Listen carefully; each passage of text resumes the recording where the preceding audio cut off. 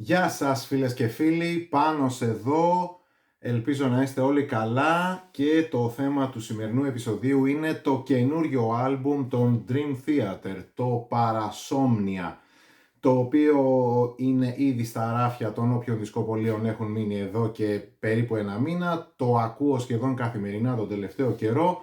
Έχω σχηματίσει μια πολύ καλή άποψη για αυτό και στο παρόν βίντεο θα σου την εκθέσω.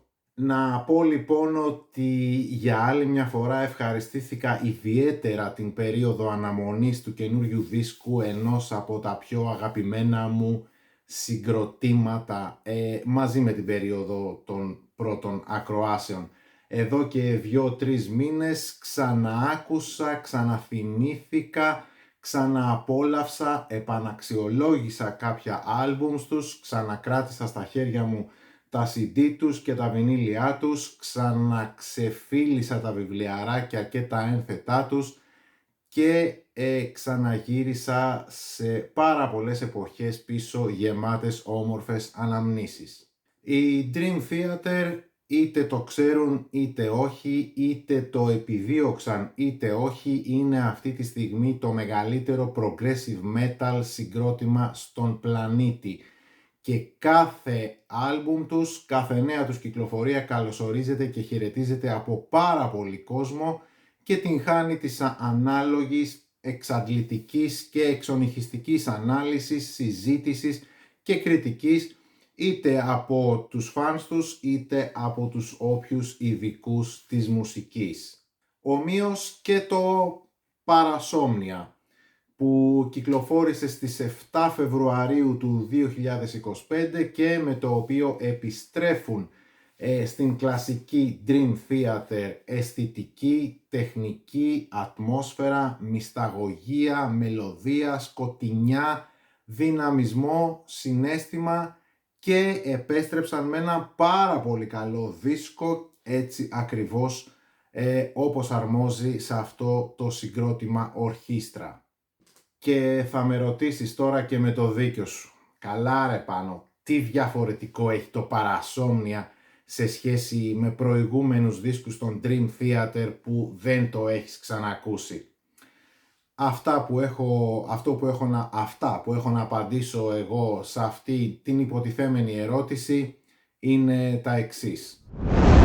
Πρώτο και καλύτερο, έχουμε την επιστροφή του ασώτου, του Mike Portnoy, του drummer και ιδρυτικού μέλους των Dream Theater, που από το 2009 είχε απομακρυνθεί από το group λόγω του ότι ήθελε να ασχοληθεί περισσότερο με τα side projects του και λιγότερο με τους Dream Theater. Οπότε κατά κάποιο τρόπο έχουμε την επανένωση της πιο κλασικής line-up του group. Δεύτερον, αυτό που διαφοροποιεί καθαρά ηχητικά το Parasomnia, τουλάχιστον σε σχέση με τα Distance Over Time και A View at the Top of the World, δηλαδή με τα δύο προηγούμενα άλμπουμ τους, είναι η καθαρότητα του ήχου του και η ατμόσφαιρα που αποπνέει το όλο εγχείρημα. Έχει πολύ πιο κρυστάλλινο και στακάτο ήχο και είναι πιο αποφασιστικό και ξεκάθαρο, όντας ένα concept album σε σχέση με τα δύο προηγούμενα πάντα. Τώρα, και τι εννοώ λέγοντας αυτά? Εννοώ ότι στα δύο τελευταία albums της Mangini Era, αυτό που είχα εισπράξει εγώ ως απλός ακροατής είναι ότι ή ο Mangini έβγαζε από τα κρουστά του έναν πνιχτό ήχο, ή ο Πετρούτσι που είχε κάνει την παραγωγή και στα δύο αυτά albums κάτι είχε κάνει και ο ήχος των κρουστών ακούγεται κατά κάποιο τρόπο τζούφιος. Και αυτό είναι ένα σημείο που διαφοροποιεί το Parasomnia προς το καλύτερο σε σχέση με τα δύο προηγούμενα albums. Τρίτο σημείο, το Parasomnia είναι από τα λιγότερο πομπόδι και με τις λιγότερες φιωριτούρες σε σχέση σχεδόν με όλα τα άλλα άλμπουμ στον Theater, και φυσικά αυτό το λέω ως πολύ θετικό στοιχείο. Δεν υπάρχουν χαοτικά solos, δεν υπάρχουν fillers στο άλμπουμ, ακούγεται πολύ περισσότερο metal και λιγότερο progressive, και θεωρώ ότι ότι αγγίζει σε ποιότητα τα κορυφαία άλμπουμς της τεράστιας αυτής μπάντας. Η ατμόσφαιρα του δεν θα έλεγα ότι είναι πολύ πιο κοντά στην ατμόσφαιρα του Train of Thought, και για ευνόητους λόγους, με δεδομένη δηλαδή την επιστροφή Portnoy, είναι σαν μια φυσική συνέχεια του εκπληκτικού Black Clouds and Silver Linings του 2009, και το ότι είναι μια φυσική συνέχεια του Black Clouds σημαίνει ότι ο Portnoy δεν χρειάστηκε καθόλου χρόνο προσαρμογής, έστω και αν έλειπε από το group για καμιά 15 χρόνια, καθώς η χημεία του με τους άλλους 4 είναι δεδομένη και δεν χρειάστηκε και πολύ χρόνο για να ξαναβγεί προς τα έξω. Το κόνσεπτ του άλμπουμ έχει να κάνει με τις διαταραχές του ύπνου, και η αλήθεια είναι ότι τελευταία έχω και εγώ κάποια θέματα με τον ύπνο μου, οπότε το κόνσεπτ του άλμπουμ ήρθε και μου κούμπωσε κατά κάποιο τρόπο ιδανικά. Όχι βέβαια ότι βλέπω εφιάλτες και μπαμπούλες και σκιές στους τοίχους και φαντάσματα, όπως περιγράφουν οι Dream Theater στο Παρασόμνια, έτσι, αλλά μια μικρή διαταραχή την έχω. Τώρα δεν ξέρω, πολύ πιθανό να φταίει και η ηλικία, το άγχος, το στρες.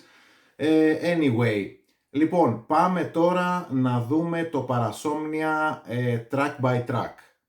Λοιπόν, οι δίσκοι των Dream Theater, όλοι οι δίσκοι των Dream Theater έχουν ένα instrumental, τουλάχιστον από ένα instrumental κομμάτι, ένα instrumental θέμα μέσα τους, και μάλιστα πάρα πολλά από αυτά είναι καταπληκτικά σε σημείο που να θεωρούνται classics Dream Theater κομμάτια.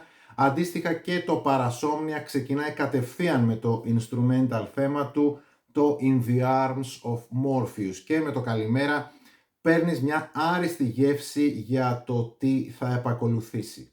Το Night Terror ήταν ο προπομπός και lead single του άλμπουμ, το ακούμε εδώ και τουλάχιστον 4-5 μήνες. Στην αρχή ομολογώ ότι το είχα αδικήσει, αλλά μετά έτσι από δεύτερη, τρίτη, τέταρτη ακρόαση θεωρώ ότι είναι ένα φανταστικό τραγούδι, από τα καλύτερα, αν όχι το καλύτερο του άλμπουμ.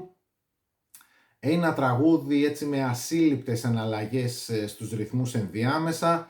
Ένα τραγούδι στο οποίο οι Πετρούτσι και Portnoy κλέβουν την παράσταση.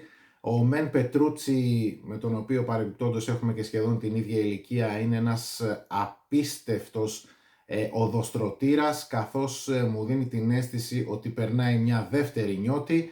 Ο δε άσωτος, και επειδή ουσιαστικά το Night Terror είναι το πρώτο έτσι, τραγούδι του άλμπουμ, καταλαβαίνεις από την αρχή ότι ίσως αυτά τα 13-14 χρόνια απουσίας του από το group ίσως και να ήταν κάτι σαν χρόνια χαμένα για τους Dream Theater. Φυσικά, για να μην παρεξηγηθώ, αυτό δεν σημαίνει ότι ο Μαγκίνι δεν είναι καλός drummer, έτσι, μην τρελαθούμε κιόλας. Ο άνθρωπος είναι κορυφή, είναι ένα τέρας του drum set, είναι από τους καλύτερους drummers αυτή τη στιγμή στον κόσμο, αλλά η χημεία του Portnoy με τους υπόλοιπους Dream Theater είναι άλλο επίπεδου. Πρώτο τραγούδι της δεύτερης πλευράς, A Broken Man, συνεχίζει στον ίδιο καταιγιστικό ρυθμό με το Night Terror, classic Dream Theater vibes, πάρα πολύ καλό κομμάτι, ενώ στο 5 και 55 του κομματιού συντελείται η πιο Deep Purple progressive εναλλαγή, κάτι σαν ένα Steve Morse sample βγαλμένο από το Perpendicular. Το πρώτο LP κλείνει με το Dead Asleep, που στο πρώτο του λεπτό στην instrumental εισαγωγή του σου δίνει έτσι την αίσθηση ότι θα είναι κάτι σαν A Broken Man Part 2, όμως ο Πετρούτσι με ένα ισοπεδωτικό riff αλλά Fall into the Light μας προσγειώνει σε άλλο ένα classic 11 λεπτό Dream Theater κομμάτι, που δεν είναι και από τα highlights του Parasomnia, έτσι δεν μου προκαλεί και κάποιο ιδιαίτερο ενδιαφέρον. Επίσης το Midnight Messiah, που είναι το πρώτο κομμάτι του δεύτερου LP, είναι άλλο ένα υψηλού επίπεδου έτσι, classic Dream Theater track, από αυτά όμως που έχουμε ακούσει έτσι πάρα πολλά όλα τα προηγούμενα χρόνια. Το Are We Dreaming είναι ένα πολύ όμορφο interlúδιο που μας εισάγει σε δύο από τα highlights του άλμπουμ. Πρώτα το συγκλονιστικό Bend the Clock που εκ πρώτης δείχνει σαν μια εκπληκτική power μπαλάντα ασύλληπτου επίπεδου, μια μπαλάντα επίπεδου Peruvian Skies και Weather με έναν φλογερό James Labrie και με ένα φανταστικό solo στην κιθάρα από τον αρχηγό στα τελευταία 2 με 3 περίπου λεπτά του κομματιού στο instrumental κομμάτι του. Ουσιαστικά όμως αυτό το τραγούδι είναι κάτι σαν ένα requiem για έναν άνθρωπο που θρηνεί για τα σμπαραλιασμένα του όνειρα και που αισθάνεται εγκλωβισμένος και αδύναμος να ανταπεξέλθει από απανωτά χτυπήματα της ζωής και για το λόγο αυτό βλέπει τους χειρότερους εφιάλτες. Τελευταίο κομμάτι του άλμπουμ, το 20 λεπτό σχεδόν The Shadow Man Incident, ένα κομμάτι που αναμενόμενο είναι, καταλαμβάνει ολόκληρη την τέταρτη πλευρά του άλμπουμ.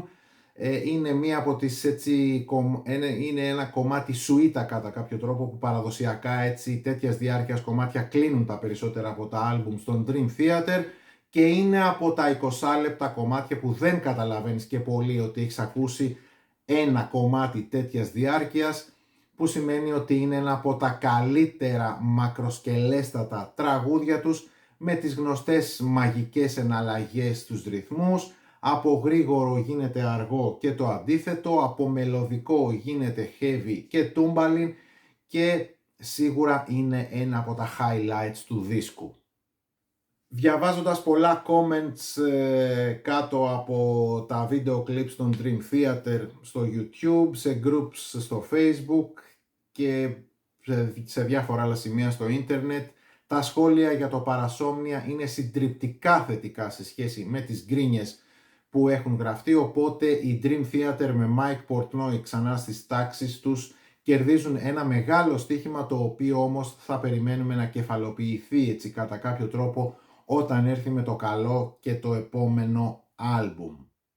Κλείνοντας τώρα, και επειδή πιο πολύ μίλησα για Petrucci και Portnoy, για τον John Mayong έχω να πω ότι παραμένει η ήρεμη δύναμη του group. Η παρουσία του Rudes είναι πιο διακριτική σε σχέση με άλλα albums, αλλά φυσικά είναι υπερβολικά ουσιαστική, ενώ ο James Labrie για άλλη μια φορά είναι εκπληκτικός.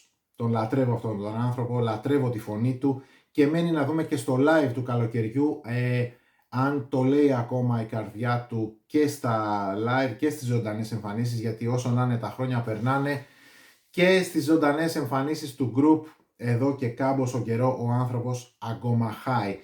Λοιπόν, αυτά για το Parasomnia, φοβερός δίσκος, φανταστικός δίσκος. Οι fans των Dream Theater οφείλουν να προσεγγίσουν άφοβα. Για τους δε μη μίστες στους Dream Theater είναι, θα έλεγα ότι είναι ένα πολύ καλό starting point. Γιατί όχι.